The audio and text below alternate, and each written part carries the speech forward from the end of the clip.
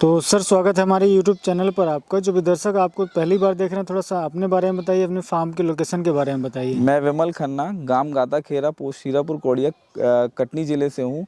यहाँ से railway station मात्र कटनी में मुख्य शहर 8 किलोमीटर की दूरी में है। मेरा यहाँ poultry farm and goat farm है और हैचरी का सेटअप है। बिल्कुल।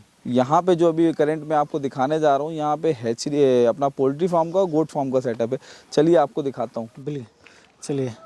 तो सर मुझे ये थोड़ा सा बताइए, हमारे दर्शकों को भी बताइए कि इसके बारे में आपकी दिलचस्पी कैसे है, इससे पहले क्या करते थे आप, और फिर इस फील्ड में आना कैसे हुआ? मैं एक्चुअली ये मेरा पोल्ट्री फार्म का बिजनेस तो पहले से पिताजी कर रहे थे, फैमिली बिजनेस था, छोटे रूप में कर रहे थे, बॉयलर फार्मिंग कर रहे थे पिताजी। थोड़ा थोड़ा देसी फार्मिंग भी चालू कर दिए थे। और मैं 2017 में पास आउट हुआ था। मैं बैचलर ऑफ इंजीनियरिंग की थी मैंने, तो मैं कंप्यूटर साइंस से की है मैंने। तो मैं सॉफ्टवेयर डेवलपमेंट में 1 साल मैंने जॉब किया, बट मुझे फैमिली बिजनेस से अच्छा ये नहीं लग रहा था। दैट्स व्हाई मैं रिटर्न आया और मैंने यहाँ पे गोट फार्मिंग और कड़कनाथ की फार्मिंग एक्चुअली और देसी पोल्ट्री ये सब चालू किया था। आइए दिखाता हूँ।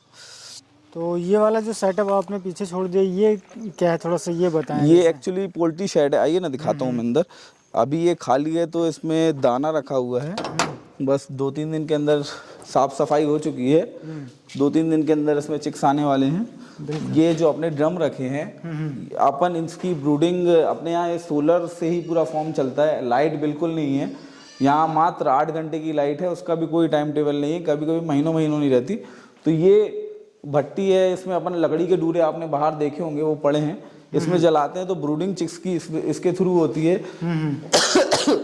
जो भी जानवर की क्या कहते हैं अपन ब्रूडिंग करते हैं, बकरी की भी ब्रूडिंग अपन इसी के थ्रू करते हैं। इसमें लकड़ियाँ डालते हैं, रात भर ये लकड़ी जलती है इसमें, और यहाँ चिक्स रहते हैं। चिक्स की और पोल्ट्री की पूरे शैडो में आप ये देखेंगे ये होगा। इसकी पूरी अपनी जहाँ जो पूरी ब्रीडिंग होती है पूरी लकड़ी के थ्रू होती है, लाइट का कोई रोल नहीं है अपने यहाँ। ये बुखारी कहलाती है, ट्रेडिशनल तरीका है कमरे को गर्म रखने का। हाँ, एक्चुअली जो ट्रेडिशनल बुखारी आती थी उसमें मुर्गी की बीट या बकरी की बीट वगैरह जलती थी, बट अपन टोटल लकड़ी बेस्ड इसलिए करते हैं क्योंकि वो टेम्परेचर कम बनाती थी। और जो अपने कड़कनाथ के और देसी चिक्स बहुत ज़्यादा छोटे होते हैं, उसके लिए ये सबसे बेस्ट है लकड़ी की बुखारी की। जो अपने यहाँ ये ट्रेडिशनल बुखारी होती थी उसमें रॉड लगे रहते थे, बट इसके रॉड हम निकाल देते हैं क्योंकि जो राख आग बनती है ना, तो गर्म टेम्परेचर बना रहता है कि सवेरे भी अपना पूरा केवल ये हर 3 दिन में एक बार अपन इसकी राख खाली करते हैं। 3 दिन बिल्कुल आग ही लगी रहती है, वो भी धीरे धीरे नीचे की राख खाली करते हैं, पूरी खाली नहीं करते। जब तक इसमें माल रहेगा बुखारी टेम्परेचर बना रहेगा, थोड़ा ही थोड़ा भला ही बना रहता है इसमें टेम्परेचर। एक गोट का शेड अपना ये वाला है। ये इसकी स्ट्रेंथ यदि पर्सनली देखी जाए तो अपने जानवर जो बाहर रह सकते हैं, तो यहाँ 200 से 250 जानवर बाहर उनके लिए बाड़ा बना हुआ है। अंदर भी यहाँ अपन 300 एनिमल बड़े आराम से ठंड में डाल सकते हैं, गर्मी में 200 एनिमल करीब डाल सकते हैं। बिल्कुल। और साथ में एक रूम है, यहाँ पे अपना जो भी दवाइयाँ वगैरह और जो भी स्टोर का सामान रहता है, और कभी कभी लीवर के लिए भी यूज़ कर लेते हैं। ये अपने यहाँ पे 2 शेड हैं। तो एक शेड में यहाँ पे मुर्गियाँ पल रही हैं छोटे, एक में चिक्स पल रहे हैं, और ये एक लंबा शेड है आगे, तो यहाँ पे पूरी बड़ी मुर्गियाँ पल रही हैं। और एक शेड अभी खाली है, यहाँ चिक्स आने वाले हैं क्योंकि हैच होने वाली है तो उसके चिक्स आने वाले हैं। तो सर थोड़ा सा मुझे इस फार्म के बारे में थोड़ा सा बताइए, जहाँ पर आपने अपना पेरेंटर रखा हुआ है। यहाँ पे मेरी मदर यूनिट रखी हुई है जी। जितने यहाँ पे मेरे पास सोनाली रखा हुआ है ब्रीड, और ये क्वालिटी का सोनाली आपको कहीं देखने नहीं मिलेगा। ना इसमें आपको ग्रे कलर दिखेगा ज़्यादा, ना इसमें ब्लैक कलर ज़्यादा दिखेगा। ये ओरिजिनल क्वालिटी का A1 सोनाली चिक्स है। आइए आपको दिखाता हूँ। ये अपनी हैज से निकला था और इसने अंडे भी चालू कर दिए हैं। ये बिल्कुल अभी 5.5-6 महीने का सोनाली है ये, और इसने एग भी चालू कर दिए। अभी 10% बर्ड्स एग्स में आ चुके हैं। हाँ। और बहुत जल्दी 15-20 दिन में लगभग 1.5 बर्ड्स एग्स में आ जाएंगे। बिल्कुल। और ये आप सोनाली देख सकते हैं, ये सोनाली की क्वालिटी देख सकते हैं। आपको इस क्वालिटी का सोनाली शायद कहीं देखने मिले, मैं ये नहीं बोलूँगा कहीं नहीं देखने मिले, लेकिन बहुत कम ऐसा हो सकता है सोनाली इस क्वालिटी का आपको देखने मिले। ये ओरिजिनल। इसमें कितना बर्ड है? अभी अपने पास इस फॉर्म में 500 बर्ड्स हैं। 500 ये वाले सोनाली जो एग में आने वाले हैं, उस वाले शेड में भी सोनाली हैं, वो 400-500 वो भी तैयार हो रहे हैं। 2 महीने बाद वो भी एग में आ जाएंगे। बहुत अच्छा। और अपन ने भी नए साल में कड़कनाथ एग वाले माल कुछ बेचा हुआ है। पहले यहाँ पे पूरे शेड जो आपको खाली दिख रहे हैं वहाँ पे कड़कनाथ बर्ड्स थे, बट अभी नए साल में होने के कारण अपन ने कुछ बेचे हैं। 50-60 नग हैं, आपको वहाँ पे घर पे मैं छोटे शेड में दिखाऊंगा जो बचा हुआ माल है, जहाँ से अपन फुटकर सेल वगैरह करते हैं। अच्छा, तो वहाँ पे वो मैं आपको दिखाऊंगा अभी। तो सर एक मेरा प्राइमरी सवाल है, जैसे जनरल अपने एरिया में तो कोई भी इस तरीके से नहीं रखता है। हाँ। गोट्री एंड पोल्ट्री तो बहुत रेयर ही देखने मिलती है। अभी अपन आपके पोल्ट्री सेक्शन में है, तो मेरा एक सवाल है कि जैसे मान लीजिए कोई अगर शुरू करना चाहता है तो किस लेवल पे शुरू करे, और फिर मेन सवाल रहता है मार्केटिंग को लेकर कि भाई वो सेल कहाँ करे। हाँ। सबसे बड़ा सवाल उसका यही रहता है। एक्चुअली तो आप मार्केट, सबसे पहले मैं आपको मार्केटिंग बताता हूँ, स्टार्टिंग बात बताऊँ। यदि आप पाल रहे हैं या पालना चाहते हैं तो पहले लोकल लेवल में आप देखिए मार्केट अपना कैसा है। एक्चुअली जो मार्केट में बैठे हुए हैं दुकान वाले, वो आपसे माल बहुत कम रेट में लेंगे और उसी को वो 700 रुपये, 600 रुपये, 800 रुपये नग के हिसाब से, सोनाली की बात कर रहा हूँ मैं, सोनाली बेचेंगे। और उसी हिसाब से अपने को मार्केट देखना पड़ेगा कि लोकल बंदे जो अपने मार्केटिंग अपने को करनी पड़ेगी कि यहाँ देसी पाला जाता है, यहाँ देसी मिलता है, कड़कनाथ मिलता है। क्योंकि बॉयलर फार्मिंग तो हर जगह मिल जाती है, बॉयलर मुर्गे का एक फिक्स रेट रहता है, इसका कोई फिक्स रेट नहीं रहता है। इसका रेट जो अपना रहता है वो अपन देंगे। और दुकान वाले और जो कटर होते हैं वो नए बंदों को बहुत ज़्यादा बुद्धू बनाते कि इसकी सेल नहीं है, ये नहीं है, वो नहीं है, और वो रेट नहीं देते हैं यहाँ पे। यदि वही रेट यहाँ पे 150 रुपये किलो, नया बंदा कोई होगा तो 150 रुपये किलो बोलेगा दुकान वाला कि मेरे को 150 रुपये दे दो या 200 रुपये किलो दे दो तो मैं ले जाऊँगा। बाकी आप तो, क्योंकि नए बंदे को डराते हैं उन लोग, क्योंकि नया बंदा दे जाता है क्योंकि फर्स्ट टाइम रहता है उसका, तो वो आइडिया नहीं होता है। तो इससे मैं बोलूँगा कि आप आइडिया लेने से पहले थोड़ा सा अपनी मार्केटिंग करिए। लोकल लेवल पे जो अगल बगल फैक्ट्रीज़ हों या अगल बगल जो स्पेसेस हों, जैसे सरकारी संस्थाएं वगैरह, से हमारे बगल में यहाँ रेलवे है, तो रेलवे के बहुत से कस्टमर आते हैं अपने यहाँ, रेलवे के और LNT वाले कस्टमर आते हैं, और लोगों के माउथ पब्लिसिटी है। मेरे यहाँ ऐसा कोई बैनर प्रमोशन नहीं है या कुछ नहीं है, लेकिन मेरे यहाँ डेली ये बोलूँगा 5 से 6 मुर्गा मैं सेल करता हूँ फुटकर। आप हिसाब लगा लीजिए, यदि मेरा ये 500 का लॉट है तो मैं फुटकर आराम से 2 महीने के अंदर इसको आराम से बेच सकता हूँ, और 600 से 700 रुपये पर पीस में जाएगा ये। तो उससे मेरे को बहुत अच्छा मुनाफा होता है। और मैं अभी कड़कनाथ भी पाला हूँ, कड़कनाथ भी मेरा बड़े आराम से महीने में 100-150 नग फुटकर आराम से निकल जाता है, जो कि कड़कनाथ बोलते हैं यहाँ के दुकानदार जो हैं कि कड़कनाथ नहीं बिकता है। लोग बोलते हैं कड़कनाथ नहीं बिकता है, हम कैसे करें, बट उसकी एक मार्केटिंग, माउथ पब्लिसिटी और क्वालिटी, जो सबसे मेन चीज़ होती है देसी में, क्वालिटी आपकी कैसी है। यदि आपकी क्वालिटी अच्छी है तो आदमी आपको ढूंढते हुए आएगा। मेरे यहाँ आदमी ढूंढते हुए आता है, भैया इनके थ्रू पता चला, हम आपको ढूंढते हुए आए थे, तो माल लेके जाता है। और एक बार जो आता है तो 110% वो दोबारा ज़रूर आता है। मेरा जो रिटर्न ऑफ कस्टमर है, यदि एक बार किसी ने लिया है तो दोबारा ज़रूर आएगा। 19% कस्टमर दोबारा ज़रूर आता है, और उसके बाद वो ऑटोमेटिक 1 से 2, 2 से 4 को पता चलता है। इसके थ्रू मेरी मार्केटिंग होती रहती है, बहुत पब्लिसिटी होती रहती है। बस मैं कोई भी नया बंदा हो जैसे खोलना चाहता है तो मैं उसको यही सलाह दूंगा, पहले नियर बाय मार्केट देखे, दुकान में जाए, पता करे देसी क्या रेट बिक रहा है, क्या कर रहा है, और फिर 2-4 लोगों से ले चिक्स भी लेगा तो उसको 10 प्रकार के लोग मिलेंगे। कोई सस्ता चिक्स देगा लेकिन क्वालिटी अच्छी नहीं रहेगी। और मेरे साथ भी हुआ है शुरू में, जैसे जो आप सोनाली अभी देख रहे हैं, ये सोनाली, अच्छा पहले मैंने सोनाली मंगाया था तो उसमें ग्रे कलर ज़्यादा आया था, तो और बहुत हल्के थे वो, और थोड़ा सा प्रॉब्लम जाई थी, वो चिक्स भी सही नहीं आया था, चिक्स में भी मोर्टलिटी ज़्यादा हुई थी। तो सोनाली के साथ ये होता है कि सोनाली कोई भी दे देता है, बट प्रॉपर फीडिंग या प्रॉपर प्रेजेंट को फीड होने का चिक्स अच्छे नहीं तैयार होते हैं वो। तो वही आप मार्केट देखें, 2 रुपये सस्ता ना देखें। चिक्स यदि पहली बार ले रहे हो तो आप 2 रुपये 2.5 रुपये महंगा ले सकते हैं, और अच्छा लें, और एक बार उसका मार्केट में पता कर लें कि वो बेचता कैसा, उसका माल कैसा तैयार होता है, लोगों से पता कर लें उसके बारे में। और बाकी तो सोशल मीडिया में आजकल सब पता चल जाता है कि कैसी इसकी मार्केटिंग है, कैसा क्या है इसका। तो वही बोलूँगा, शुरुआत में थोड़ा वॉच कर लें, मार्केट को सर्च कर लें, फिर लें। सर अभी आपने हमें अपना पोल्ट्री फार्म दिखाया जी, आपने गोट फार्म भी किया हुआ है जी, तो थोड़ा सा इसके बारे में बताइए कि कैसे बकरी में आना हुआ। और मेरे यहाँ शुरू में मैंने 4-5 बकरियां से स्टार्ट किया था जी। ये लॉकडाउन के पहले की बात है, 2019 में मैंने स्टार्ट किया था। तो उस समय मैंने बकरियां 4-5 पाली थी, उससे बड़ी थी, 20-30 हो गई थी। मैंने बेचा बकरे मैंने बेचे बकरे, तो मेरे को समझ में आया इसमें भी प्रॉफिट है, अच्छा काम है ये। तो उसके बाद फिर मैंने चालू किया, फिर मैंने सिरोही नस्ल के 50 नग लेके आया था राजस्थान से, बट उसमें मेरे को नुकसान हुआ और मेरे को समझ में आया कि ये मेरे लिए अभी सुटेबल नहीं है। मैं नया बंदा था, क्योंकि जब तक 20-30 पालता था तो कभी उतना नॉर्मल अपन वैक्सीनेशन कर देते थे और डिवर्मिंग कर देते थे, बाकी बीमारियों के बारे में पता ही नहीं था। 20-30 जानवर कभी बीमार नहीं हो रहे थे।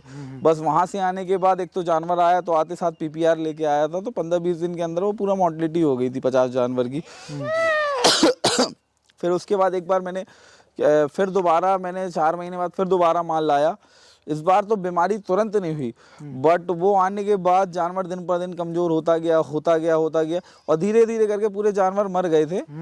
फिर मेरे को समझ में, अपने को नए हैं अपन, तो अपने को पहले देसी को बढ़ाना चाहिए, देसी को स्टार्ट करना चाहिए। और यहाँ की लोकल ब्रीड है उस पर काम कर रहे हैं। हाँ, अपन टोटल पूरी यहाँ की लोकल ब्रीड में काम कर रहे हैं। कुछ अपने पास जो पुराने जो मंगाए थे उसमें 2-4 जानवर बचे थे, और कुछ बर्बरी जैसे मेरे को मिल गए थे। एक जगह एक फॉर्म खाली हो रहा था, तो वहाँ से वो बेच रहे थे पूरे, तो 5-6 जानवर मिल गए थे, तो उनसे कुछ क्रॉस करवा दिए थे। और वो वाला माल तो एक्चुअली पुराना हो गया था, तो मैंने वो निकाल दिया था। बट कुछ उसके बच्चे मेरे यहाँ क्रॉस है, और कुछ जमुनापारी मेरे को मिल गए थे, कुछ क्रॉस है वो वाला माल मेरे पास, जमुनापारी बर्बरी का।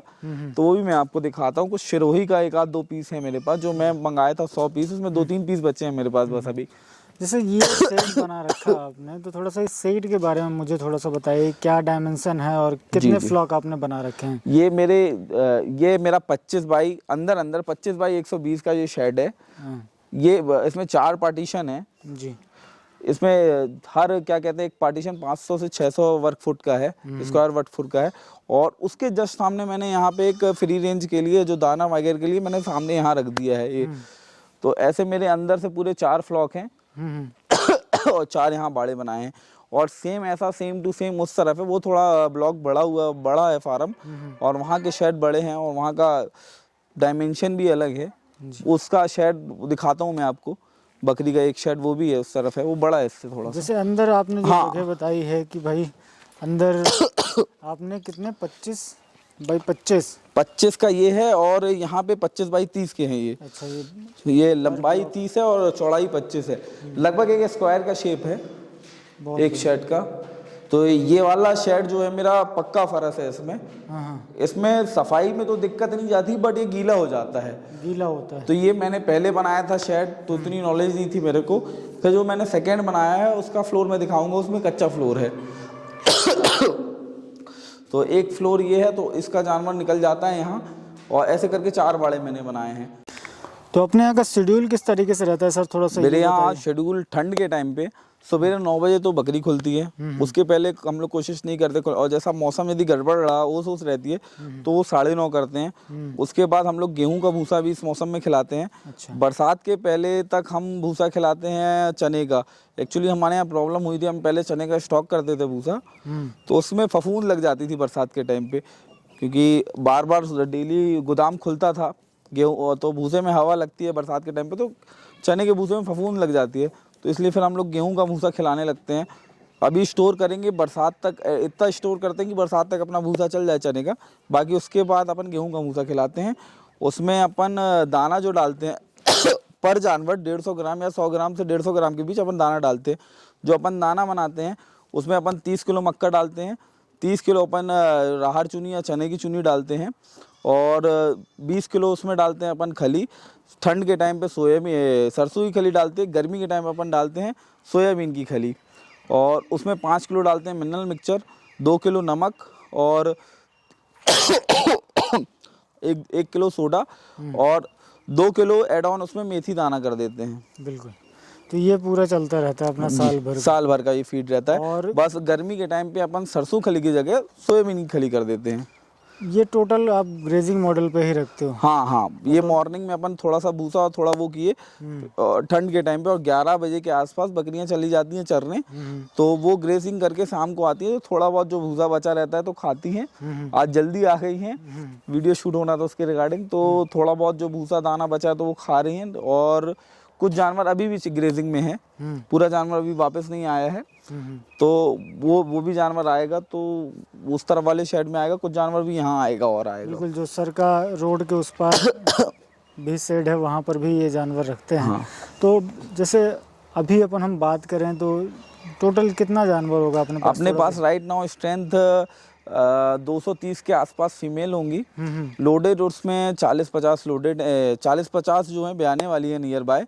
बाकी 40-50 के आसपास खाली बकरियां हैं और कुछ उसमें अभी पार्ट हैं अपने पास जो अभी फर्स्ट टाइम अभी हीट में आएंगी और कुछ हीट में गाभिन है कुछ गाभिन है।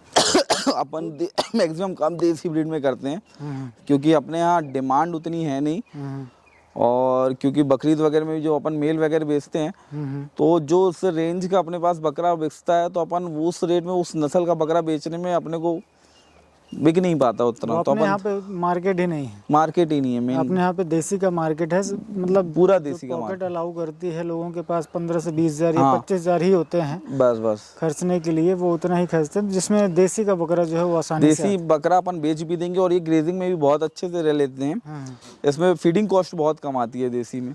इतने जानवरों का वैक्सीनेशन शेड्यूल किस तरीके से आप रखते हैं? वैक्सीनेशन का शेड्यूल मैं रखता हूँ जैसे कि फरवरी मार्च, 1 फरवरी को जैसे मेरे को 26 जनवरी या 25 जनवरी को मैं सबकी डिवर्मिंग कर दूंगा। अभी 1 फरवरी को ईटी का फर्स्ट डोज लगेगा, 15 फरवरी को फिर ईटी का सेकेंड डोज लगेगा, फिर 2 या 3 मार्च को अपन पीपीआर लगा देंगे, फिर उसके बाद ट्रायोवेक या एफएमडी या एचएसबीक्यू जो मार्केट में अवेलेबल हुई उन तीनों में कोई एक ले ले। एक्चुअली ट्रायोवेक बहुत कम टाइम इधर मिलती है तो अपन एचएसबीक्यू पहले लगा देते हैं, उसके फिर 15 दिन बाद अपन एफएमडी लगा देते हैं। अच्छा। ऐसे ही उसके 6 महीने बाद दोबारा रिपीट कर देते हैं। बिल्कुल। तो इस तरीके से वैक्सीनेशन शेड्यूल में अब इतने बड़े फार्म को चलाने के लिए एक ना कहीं इकोनॉमिक्स के ऊपर ज़रूर लोग दिमाग लगाते हैं, प्रॉफिट लॉस के ऊपर लगाते हैं। भाई शुरुआत जब आपने करी थी 4 बकरियों से, आज आप 250 प्लस जानवर आपके पास में है, चाहे वो छोटे बड़े मिलाकर हम बात करें तो लमसम क्या खर्चा बैठता होगा और अभी तक क्या अर्निंग आप इससे निकाल रहे हैं? जब प्रॉफिट की बात करूं तो मैं शुरुआत की बात करूं तो मैं शुरुआत में तो अच्छा प्रॉफिट था। देसी नस्ल जो मेरे पास 40-50 नग हो गए थे, उसके बाद जो मैंने सिरोही लाया वही मेरा प्योर लॉस हुआ है आज तक। उसको मैंने एक अलग ही रख दिया है कि वो लॉस है। बाकी देसी ब्रीड में तो मेरे को अभी तक प्रॉफिट हुआ है। पर जानवर जो यदि मैं तैयार करके बेचता हूँ तो मेरे को आराम से देसी नस्ल 5 से 6 हज़ार रुपये एक जानवर दे जाता है यदि बकरी की बात करूँ तो मैं। और बाकी जो बकरियां बिकती हैं, जो पार्ट बिकती हैं, तो उसमें 2-3 हज़ार रुपये पर जानवर दे जाता है। तो ये प्रॉफिट है देसी में मेरे हिसाब से। जो अपने एरिया में देसी की डिमांड ज़्यादा है तो मैं इसलिए देसी ही प्रेफर करता हूँ। कुछ मेरे पास ब्रीडर है तो मैं क्रॉस उनको करवा देता हूँ। जैसे मेरे पास ब्रीडर अभी जमुनापारी का ब्रीडर है तो एक्चुअली कुछ एक जमुनापारी की बकरी भी है वो, बिल्कुल, तो उससे मैं क्रॉस करवा देता हूँ। सिरोही का भी मेरे पास एक ब्रीडर है, उनसे क्रॉस करवाता हूँ। कुछ देसी के भी ब्रीडर हैं कि आदमी जैसे मांगने आता है कि भैया लोकल एरिया में जैसे कभी कुछ किसी का बलीमा फातिमा हो जाता है तो उसके लिए भी मैं रखा रहता हूँ। बिल्कुल, मतलब क्रॉस ब्रीडिंग भी आप करते हैं? हाँ, डिमांड के हिसाब से, हाँ, है ना, तो उससे भी आपका एक अच्छा मुनाफा निकल कर आता है।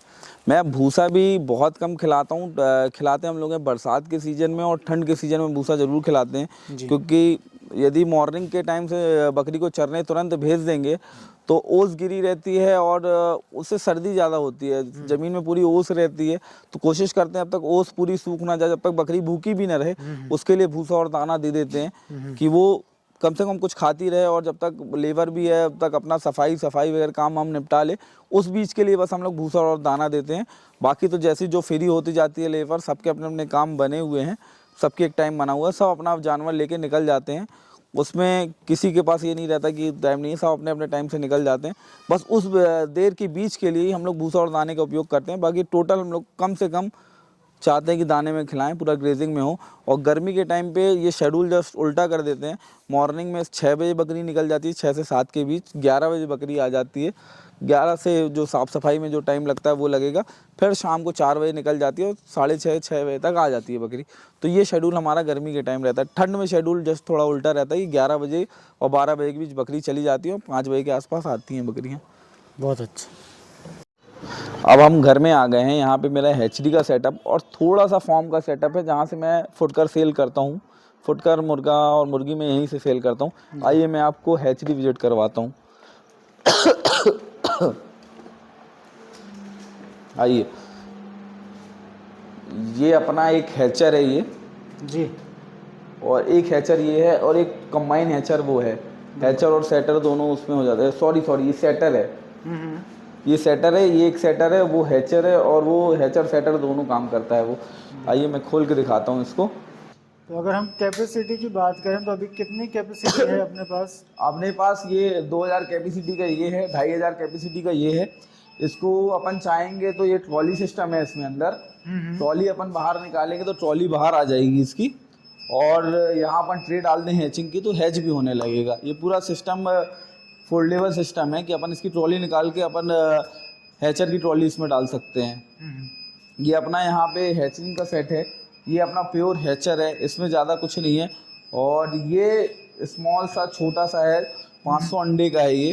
अच्छा। ये ऐसा ऐसा रोटेट होता है इसमें, अंडे इसमें रख देते हैं अपन यहाँ पे, इसमें रोटेट होते हैं। जैसे उसमें ऊपर नीचे वैसे रोटेट होते हैं, इसमें साइड साइड रोटेट होते हैं।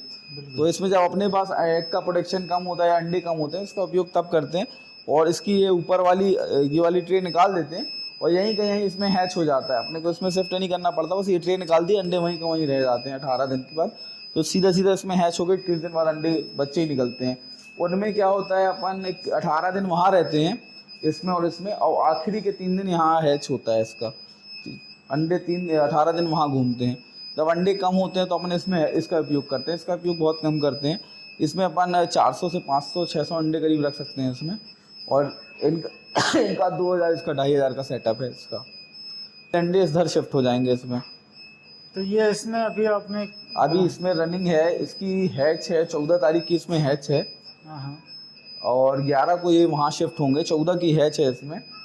अभी तो इसमें आपने कड़कनाथ का चिक्स लगाया? हाँ, कड़कनाथ का एग लगाया हुआ है। कड़कनाथ के अभी इसमें 1500 एग लगे हुए हैं। आइए दिखाता हूँ मैं आपको, खोल के दिखाता हूँ मैं आपको। ये 1500 एग लगभग लगे हुए हैं इसमें। बहुत बढ़िया। बहुत एक प्रॉपर टेम्परेचर और ह्यूमिडिटी मेंटेन रहती है इसमें, इसलिए वो एकदम से भपका मारा ये। तो ये अभी कड़कनाथ का इससे पहले भी पुराने पेरेंट थे अपने, अपन ने नए साल में बेचे हैं, तो उसका ये आखिरी हैच है। तो ये अपना 14 तारीख को निकलेगा।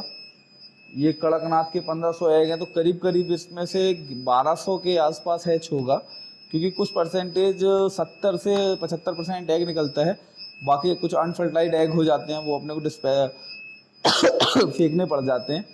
बाकी है जितना निकलेगा। और ये आपको मैं यहाँ का शेड दिखाता हूँ। मैं यहाँ फुटकर माल सेल करता हूँ। अपने यहाँ जो अपन माल सेल करते हैं, अपन डेओसी बच्चा भी बेच देते हैं अपन, 2 हफ्ते का, 28 दिन का, 1 महीने का, और 2 महीने का या 3 महीने का, आधा किलो, 1 किलो, जो रेट में आपको चाहिए, जो प्रायोरिटी आपको चाहिए, वो चिक्स अपने यहाँ मिल जाएगा। अपन सारे एज ग्रुप में अपन चिक्स दे देते हैं। अपन ने यहाँ कड़कनाथ के कुछ मेल छांट के रखे हुए हैं। कड़कनाथ जो भी माल बचा हुआ था, जो अपन ने सेल किया है, फुटकर के लिए कुछ बचा के यहाँ मेल 20 नग यहाँ छांट के अलग से रखे हैं। बगल में मेल फीमेल और रखे हुए हैं। ये पुराना माल जो अपन ने सेल कर दिया, कुछ नग अपन फुटकर के लिए बचा लेते हैं कि फुटकर वाले ग्राहक लौटे नहीं अपने यहाँ, रोटेशन बना रहे। इधर भी हैं, आइए। और जो थोड़ा एक कमाई का रहता है वो फुटकर वाला ग्राहक। हाँ, जो ये फुटकर वाला क्या है, डेली वाला ग्राहक लौटे नहीं अपने यहाँ से, क्योंकि एक बार लौट जाएगा तो उसको ये लगेगा इनके पास माल नहीं रहता। अपने यहाँ 12 महीना 300 दिन मुर्गा मुर्गी चिक्स मिलते रहेंगे, कोई भी ग्राहक लौटने ना पाए, इसलिए अपन हर स्ट्रेंथ 12 महीना रखते हैं। फुटकर जैसे अभी नए साल में माल पूरा लगभग सेल हो गया, बट फिर भी हमने 50 से 100 नग बचा के रखे हैं। कड़कनाथ का कैसा मार्केट है अपने यहाँ पे, क्या प्राइस मिल जाता है इसका? कड़कनाथ मैं तो पर्सनली बताऊं तो मैं तो आदमी को देख के रेट बताता हूँ। मिनिमम रेट 800 रुपये है। मैक्सिमम आदमी यदि जिस टाइप का मेरे को समझ में आया, अपने एक्सपीरियंस से मैं उसको 1500 भी बताता हूँ, 800 भी बताता हूँ। मतलब 800 से 1500 रुपये केजी के हिसाब से मैं बेचता हूँ, उससे कम मैं नहीं बेचता हूँ। बाकी कुछ लोग बोलते हैं भैया यहाँ कम है, तो मैं मना कर देता हूँ, उनको सेल नहीं करता हूँ मैं। आपने अपने घर पर ही एक कमरे में आपने? हाँ, एक्चुअली फॉर्म में जगह ना होने के कारण, तो मैंने जब हैच हुई थी तो मैंने यहीं पे डाल दिया था। उस समय डेओसी कड़कनाथ निकले हुए थे, तो मैंने घर ही में डाल दिया था। उस समय फॉर्म में जगह नहीं थी। ये 25 तारीख के आसपास के निकले हुए बच्चे हैं ये, सॉरी 20 तारीख के आसपास के निकले हुए बच्चे हैं ये। आज 20-21 दिन के हो गए हैं लगभग। इसकी भी अपन देखिए तो ब्रूडिंग लाइट से नहीं करते हैं, इसकी भी अपन ने गैस से उससे करते हैं, क्योंकि लाइट का भरोसा नहीं है, कब आ रही कब जा रही।